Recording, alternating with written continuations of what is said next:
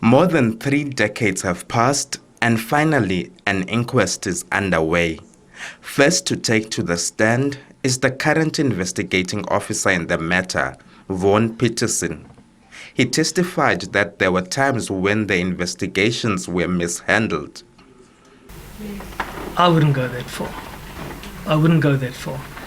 I just think the time, if you look at the crime scene, if you have to put yourself there, it's possible that with all things happening that they didn't take fingerprints. I'm not going to make up an excuse for anybody. It should have been done.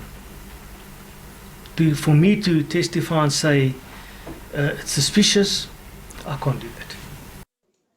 The survivors and families of the victims are hoping to find closure through this inquest.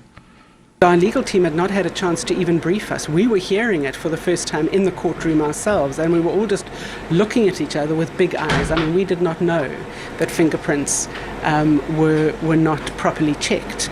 We did not know that there were these important statements missing in the docket. And so there is growing indication of something strange going on with this investigation that has led to no perpetrators being identified all this time. Abongile Yankees, SABC News, East London. All right, there's plenty still ahead for you here on the agenda. As always, we're keeping our finger on the pulse insofar as the big court stories of the day are concerned.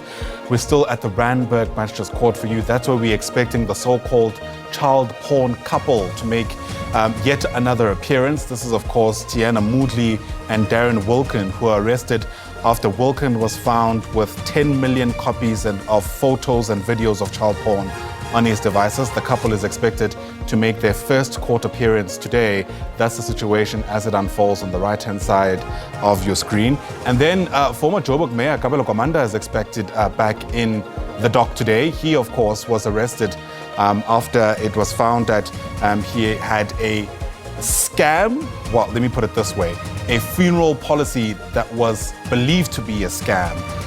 In fact, these charges, he said, were just politically motivated. In fact, at the time of the allegations being made public, Kwamanda suggested that people had been planted to smear his name. We'll get you a sense of how both these court stories fare as soon as proceedings begin.